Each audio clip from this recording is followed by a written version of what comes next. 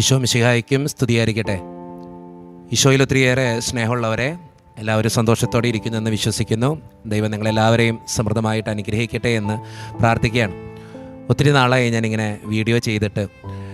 നല്ല തിരക്കുള്ളത് കൊണ്ടാണ്, ധ്യാനങ്ങൾ ഒത്തിരി ഉള്ളതുകൊണ്ടും പിന്നെ ഇടവകയുടെ ഉത്തരവാദിത്തങ്ങളൊക്കെ ഉള്ളതുകൊണ്ടും കുറച്ച് തിരക്കിലായിപ്പോയി.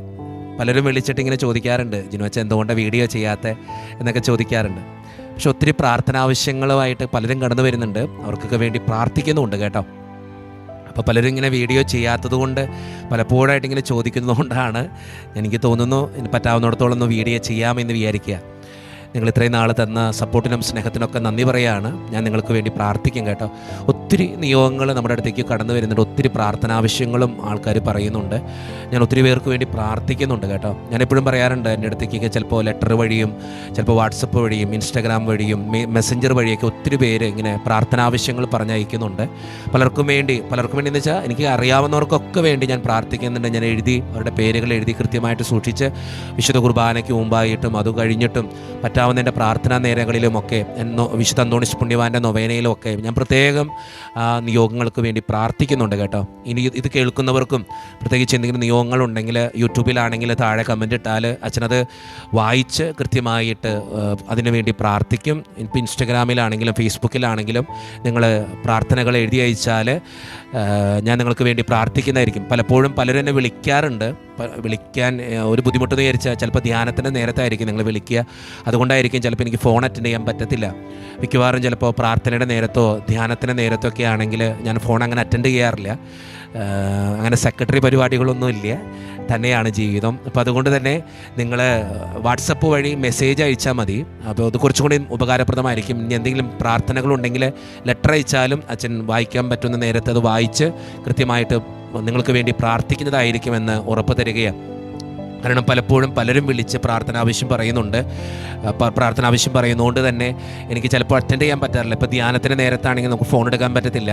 അപ്പോൾ ത്രൂ ഔട്ട് എല്ലാ ദിവസങ്ങളിലും എനിക്ക് ധ്യാനമുണ്ട് മിക്കവാറും. അപ്പോൾ അതുകൊണ്ട് തന്നെ നിങ്ങൾ എന്തെങ്കിലും പ്രാർത്ഥനാവശ്യങ്ങളുണ്ടെങ്കിൽ വാട്സപ്പ് ചെയ്താൽ മതി എന്ന് ഞാൻ പറയുകയാണ്. അത് ഞാൻ കൃത്യമായിട്ട് അതിന് വേണ്ടി പ്രാർത്ഥിച്ചു കൊള്ളാം. ഒത്തിരി പ്രാർത്ഥനാവശ്യങ്ങൾ നമുക്ക് വരുന്നുണ്ട് കേട്ടോ. ഞാൻ എൻ്റെ എഴുത്താരയുടെ അടിയിൽ ഇങ്ങനെ പ്രാർത്ഥനകൾ എഴുതി, നിങ്ങൾ എന്തെങ്കിലും നിയോഗങ്ങളാണെങ്കിൽ എഴുതി തരുന്ന നിയോഗങ്ങൾ കൊണ്ടുവന്ന് വെക്കാറുണ്ട്. നിങ്ങൾക്കതിനത് കാണാൻ പറ്റും. ഇപ്പോൾ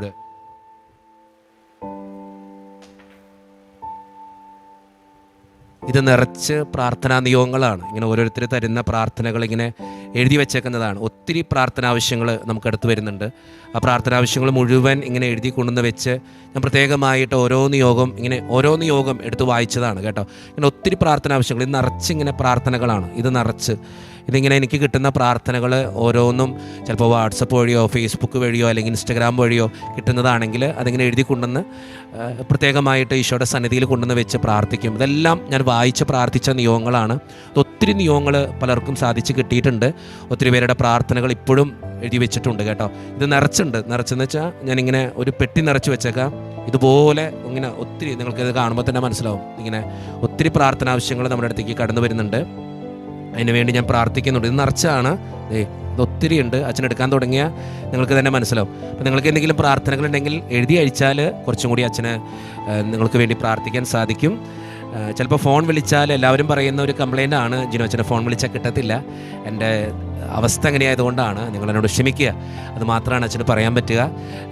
നിങ്ങളുടെ നിയോഗങ്ങൾ എഴുതി അയച്ചാലോ വാട്സപ്പ് വഴിയോ അങ്ങനെ അയച്ചാൽ നിങ്ങൾക്ക് പ്രത്യേകമായിട്ട് ആ നിയോഗത്തിന് വേണ്ടി ഞാൻ പ്രാർത്ഥിക്കുന്നതായിരിക്കും. ചിലപ്പോൾ നിങ്ങൾ ചോദിക്കും നമ്പർ എവിടെ നിന്ന് കിട്ടും. അത് എൻ്റെ യൂട്യൂബ് ചാനലിൽ കൃത്യമായിട്ട് അതിൻ്റെ അടിയിൽ ഞാൻ കൃത്യമായിട്ട് നമ്പർ കൊടുത്തിട്ടുണ്ട്. ആ നമ്പറിലേക്ക് വാട്സപ്പ് ചെയ്താൽ മതി. വിളിച്ചാൽ കിട്ടത്തില്ല, അതാണൊരു പ്രശ്നം. എന്തെങ്കിലും കാര്യങ്ങൾ അറിയിക്കാനുണ്ടെങ്കിലും അത് തന്നെയാണ് എനിക്ക് പറയാനുള്ളത്. ചിലപ്പോൾ വാട്സപ്പ് വഴി അയച്ചിട്ടാണെങ്കിൽ, ചിലപ്പോൾ ധ്യാനമാണെങ്കിൽ ഇങ്ങനെ ഒത്തിരി മെസ്സേജുകൾ പ്രാർത്ഥന ആവശ്യങ്ങൾ വരുന്നത് കൊണ്ട് ചിലപ്പോൾ അതിന് മുകളിൽ കാണുന്നതാണ് ഞാൻ എടുത്ത് വായിക്കാൻ വെക്കാറും. ഇങ്ങനെ സമയം കിട്ടുന്നില്ല എല്ലാം കൂടി എടുത്ത് വായിക്കാൻ. അപ്പോൾ എന്തെങ്കിലും ഉണ്ടെങ്കിൽ അത് കൃത്യമായിട്ട് നിങ്ങൾ അയക്കുക. ഒരു പ്രാവശ്യം കണ്ടില്ല എന്ന് വെച്ചുകൊണ്ട് വിഷമിക്കരുതേ, സോറി, എന്നോട് ക്ഷമിച്ചേക്കുക. ഒന്നും കൂടി അയക്കുക. അച്ഛൻ നിങ്ങൾക്ക് വേണ്ടി പ്രാർത്ഥിക്കും കേട്ടോ. ഞാൻ ഇന്ന് നിങ്ങളോട് ഒരു പ്രത്യേക പ്രാർത്ഥനയാണ് പറയാനായിട്ട് വരിക. കഴിഞ്ഞ ദിവസം ഒരു സഹോദരി എന്നോട് പറഞ്ഞൊരു കാര്യമാണ്, അച്ഛാ ഉറങ്ങാൻ പറ്റുന്നില്ല, അത്രയ്ക്കും മനസ്സിന് വേദനയാണ്, സങ്കടമാണ്, ജീവിതത്തിൽ ഒരു പ്രതീക്ഷയില്ല അച്ഛാ, ഒത്തിരി സങ്കടത്തിൻ്റെ നടുവിലൂടെ ഞാൻ കടന്നു പോവുക, അപ്പോൾ ഞാൻ ആ സഹോദരിയോട് കുറച്ച് നേരം സംസാരിച്ചു. എന്നെ കാണാൻ വന്നതാണ്. ഞാൻ ആ വ്യക്തിയോട് സംസാരിച്ചു, ആ വ്യക്തിയോട് പ്രാർത്ഥനകൾ പറഞ്ഞു കൊടുത്തു. അപ്പോൾ ആ സഹോദരി എന്നോട് പറഞ്ഞൊരു കാര്യം ഇങ്ങനെ, അച്ഛൻ എനിക്ക് ഉറങ്ങാൻ പറ്റണില്ല, ഒത്തിരി പ്രതിസന്ധിയുടെ നടുവിൽ അച്ഛൻ ഞാൻ ജീവിക്കുക, കഷ്ടപ്പാടുകളും കടബാധ്യതകളും ജീവിതം ഒന്നും ആയിത്തീരാൻ പറ്റണില്ല, ഒത്തിരി പ്രതിസന്ധികളാണ് മുൻപിൽ, അച്ഛൻ എനിക്ക് വേണ്ടി പ്രാർത്ഥിക്കണം എന്ന് പറഞ്ഞിട്ടാണ് വരിക. കുടുംബത്തിലാണെങ്കിൽ ഒത്തിരി പ്രശ്നങ്ങൾ, സാമ്പത്തികമായിട്ട് ഒത്തിരി തകർന്നൊരവസ്ഥ, കടബാധ്യതകളൊരവസ്ഥ, എന്ത് ചെയ്യുമെന്നറിയാൻ പാടില്ല. വീടാണെങ്കിൽ ജപ്തിയുടെ വക്കിലെത്തി നിൽക്കുന്നു, കുടുംബത്തിലാണെങ്കിൽ ആകെ പ്രശ്നം, സ്വസ്ഥതയില്ല, സമാധാനം ഇല്ലാത്തൊരവസ്ഥ. ഈ സഹോദരി എൻ്റെ അടുത്ത് വന്നപ്പോൾ ഞാൻ ആ സഹോദരിക്ക് പറഞ്ഞു കൊടുത്തൊരു സങ്കീർത്തനമാണ്, ഒരു പ്രാർത്ഥനയാണ്. എനിക്ക് നിങ്ങളോട് പറയാനുള്ളത് തന്നെ, നിങ്ങൾക്ക് ചിലപ്പോൾ നിങ്ങളുടെ ജീവിതത്തിലെ ചില പ്രശ്നങ്ങൾ കാരണം ഉറക്കം നഷ്ടപ്പെടുന്ന അവസ്ഥകളുണ്ടാകാം. ചില പ്രതിസന്ധികൾ കാരണം ചിലപ്പോൾ ഉറങ്ങാൻ പറ്റണില്ല, ഒത്തിരി വേദന മനസ്സിൽ, കാരണം അറിയാൻ പാടില്ല, കണ്ണ് നിറയുന്നു.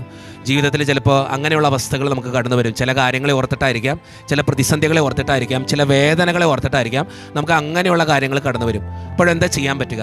ഞാൻ അങ്ങനെയുള്ള മക്കളോട് സംസാരിക്കുക. അങ്ങനെയുള്ള അവസ്ഥയിലൂടെ ആരെങ്കിലും കടന്നു പോകുന്നുണ്ടെങ്കിൽ ഈ വീഡിയോ അവർക്ക് വേണ്ടി ഒന്ന് ഷെയർ ചെയ്യുക കേട്ടോ. ഇത് പരമാവധി ആൾക്കാർക്കൊന്ന് ഷെയർ ചെയ്ത് കൊടുക്കുക.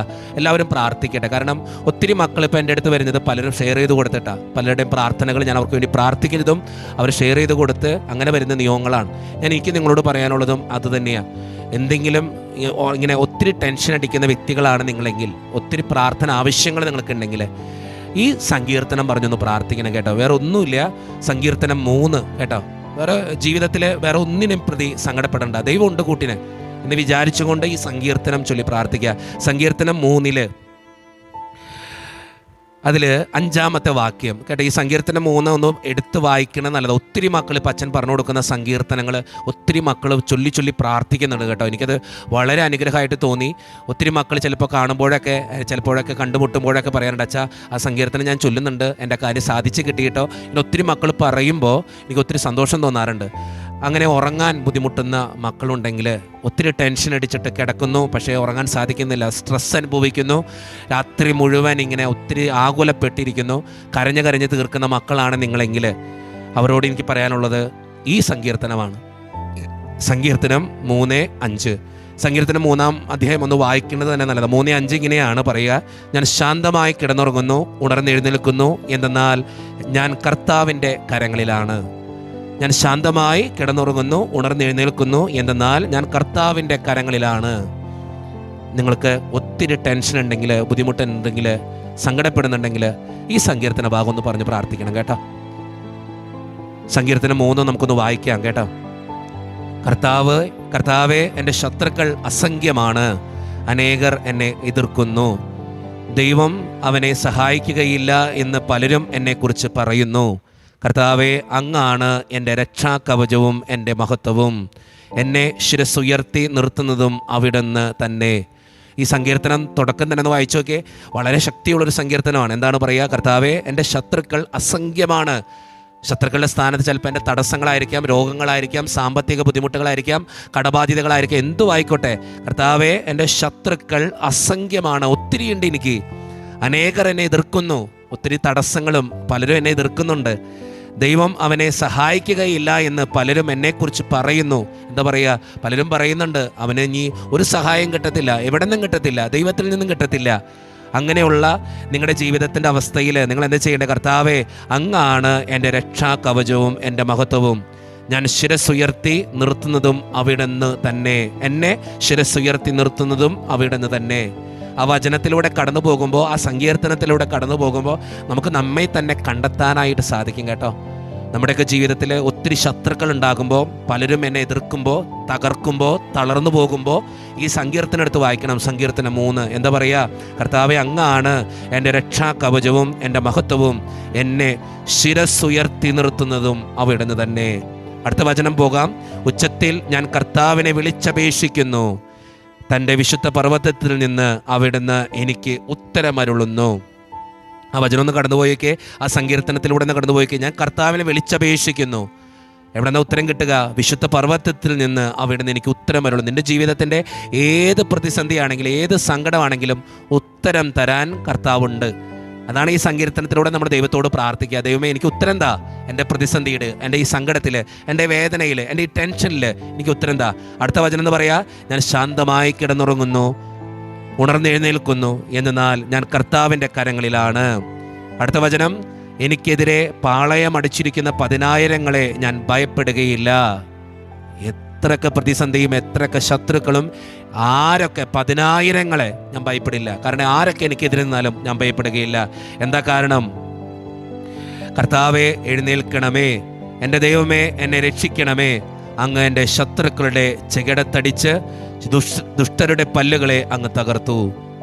വിമോചനം കർത്താവിൽ നിന്നാണ്. അവിടുത്തെ അനുഗ്രഹം അങ്ങയുടെ ജനത്തിന്മേൽ ഉണ്ടാകുമാറാകട്ടെ. സ്നേഹം നിറഞ്ഞവരെ, വളരെ ശക്തിയുള്ളൊരു പ്രാർത്ഥനയാണിത്. വളരെ ശക്തിയുള്ളൊരു പ്രാർത്ഥനയാണ്. സങ്കീർത്തകൻ നമുക്ക് വേണ്ടി ഇത് തരുമ്പോൾ കിടന്നിട്ട് ഉറക്കം വരുന്നില്ലെങ്കിൽ, ജീവിതത്തിൽ കൈവിട്ട് പോകുന്ന അവസ്ഥകളുണ്ടെങ്കിൽ, ഒത്തിരി പ്രതിസന്ധികൾ നിങ്ങളുടെ മുമ്പിലുണ്ടെങ്കിൽ ഈ സങ്കീർത്തനം പറഞ്ഞൊന്ന് പ്രാർത്ഥിക്കണം കേട്ടോ. ഒത്തിരി സമാധാനം തോന്നും, സന്തോഷം തോന്നും, നിങ്ങൾ ശാന്തമായി ഉറങ്ങും. എൻ്റെ ജീവിതത്തിലൊരു അനുഭവമാണിത് കേട്ടോ. പലപ്പോഴും ഉറക്കം കിട്ടാത്ത ചില അസ്വസ്ഥതകളൊക്കെ കടന്നു വരാറുണ്ട്, ചില ടെൻഷൻസും ചില വേദനകളൊക്കെ വരാറുണ്ട് മനസ്സിൽ. ഞാൻ അപ്പോഴെടുത്ത് വായിക്കുന്നൊരു സങ്കീർത്തനമാണിത്. ഒത്തിരി മക്കൾക്ക് ഞാനത് പറഞ്ഞു കൊടുത്തിട്ട് ഞാൻ പറഞ്ഞില്ലേ, കഴിഞ്ഞ ദിവസം സഹോദരി വന്നപ്പോൾ ഞാൻ ആ സഹോദരിയോടും പറഞ്ഞു കൊടുത്തത് ഈ സങ്കീർത്തനം തന്നെ.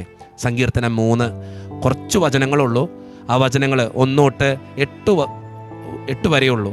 ആ 8 വചനങ്ങൾ, 8 സങ്കീർത്തന നിങ്ങളൊന്ന് ചൊല്ലി പ്രാർത്ഥിച്ചാലും ഒത്തിരി അനുഗ്രഹങ്ങൾ നിങ്ങൾക്ക് ഉണ്ടാകും കേട്ടോ. ഞാൻ നിങ്ങൾക്ക് വേണ്ടി പ്രാർത്ഥിക്കുന്നുണ്ട്, നിങ്ങളും എനിക്ക് വേണ്ടി പ്രാർത്ഥിക്കുക. കിടന്നിട്ട് ഉറക്കം വരുന്നില്ലെങ്കിൽ, ഒത്തിരി ടെൻഷൻ അടിക്കുന്നുണ്ടെങ്കിൽ, ഒത്തിരി വേദനയിലൂടെ കടന്നു പോകുന്നുണ്ടെങ്കിൽ, അങ്ങനെയുള്ളവർക്കൊക്കെ ഈ സങ്കീർത്തനം, ഈ വീഡിയോ ഒന്ന് അയച്ചു കൊടുക്കണം കേട്ടോ. എല്ലാവരും ദൈവത്തോട് അടുക്കുക, ദൈവത്തോട് പ്രാർത്ഥിക്കുക, ദൈവത്തിന് മുമ്പിലായിരിക്കുക. ദൈവം അനുഗ്രഹിക്കട്ടെ കേട്ടോ. ഞാൻ നിങ്ങൾക്ക് വേണ്ടി പ്രാർത്ഥിക്കുന്നു. കർത്താവായ ദൈവമേ, ഈ വചനം കേട്ട് പ്രാർത്ഥിക്കുന്ന ഓരോ മക്കളെയും, ഈ വീഡിയോയിൽ പങ്കെടുത്ത്, ഈ ശുശ്രൂഷയിൽ പങ്കെടുത്ത് പ്രാർത്ഥിക്കുന്ന ഓരോ മക്കളെയും അങ്ങ് അനുഗ്രഹിക്കണേ കർത്താവേ. അവരുടെ വേദനകളും സങ്കടങ്ങളും ഏറ്റെടുക്കണേ കർത്താവേ. ഈ സങ്കീർത്തന ഭാഗം പറഞ്ഞ് പ്രാർത്ഥിക്കുന്ന ഓരോ മക്കളെയും അങ്ങ് വിശുദ്ധീകരിക്കണേ കർത്താവേ. കാരണവാനായ ദൈവമേ, ഈ ഉള്ളവൻ്റെ പ്രാർത്ഥനയുടെ എല്ലാവിധ ശക്തിയും വെച്ച് വിശുദ്ധ കുരിശിൻ്റെ അടയാളത്താൽ, യേശുനാമത്തിൻ്റെ ശക്തിയാൽ ഞാൻ ഈ മക്കൾക്ക് വേണ്ടി പ്രാർത്ഥിക്കുന്നു. ദൈവമേ, നീ സ്വർഗം തുറന്ന് ഈ മക്കളെ ഓരോരുത്തരെയും അനുഗ്രഹിക്കണേ. ഇവരുടെ വേദനകളും ആകുലതകളും ഏറ്റെടുത്ത് ഇവരെ വിശുദ്ധീകരിക്കണേ.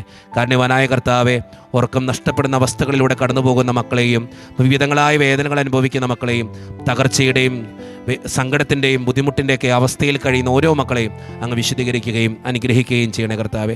കർത്താവേ, നീ കൂടെ ഉണ്ടാകട്ടെ കർത്താവേ. അവരുടെ ജീവിതത്തെ വിശുദ്ധീകരിക്കണേ കർത്താവേ. കാരണവനായ ദൈവമേ, എൻ്റെ മുമ്പിലായിരിക്കുന്ന ഈ ഓരോ മക്കളെയും അങ്ങ് വിശുദ്ധീകരിച്ച് അനുഗ്രഹിക്കണമേ. നമ്മുടെ കർത്താവായ ഈശോ മിശിഹായുടെ കൃപയും പിതാവായ ദൈവത്തിൻ്റെ സ്നേഹവും പരിശുദ്ധാത്മാവിൻ്റെ സഹവാസവും പരിശുദ്ധ അമ്മയുടെ മാധ്യസ്ഥ സഹായവും നിങ്ങളുടെ കൂടെ എന്നുണ്ടായിരിക്കട്ടെ, ഇപ്പോഴും എപ്പോഴും എന്നേക്കും. ആമേൻ. സന്തോഷത്തോടെ ആയിരിക്കുക. ഈ സങ്കീർത്തനം പറഞ്ഞ് പ്രാർത്ഥിക്കുക കേട്ടോ. സങ്കീർത്തനം 3. ഞാൻ ശാന്തമായി കിടന്നുറങ്ങുന്നു, ഉണർന്നെഴുന്നേൽക്കുന്നു, എന്തെന്നാൽ ഞാൻ കർത്താവിൻ്റെ കരങ്ങളിലാണ്. പേടിക്കേണ്ടെന്നേ, കർത്താവിൻ്റെ കരങ്ങളിലാണ് നീ. എത്ര വലിയ ടെൻഷൻ ഉണ്ടെങ്കിലും, ആരൊക്കെ നിന്നെ തകർക്കാൻ നോക്കിയാലും കർത്താവിൻ്റെ കൂടെ ആയിരിക്കുക കേട്ടോ. ദൈവം സഹായിക്കട്ടെ. ദൈവം കൂടെ ഉണ്ടാകട്ടെ.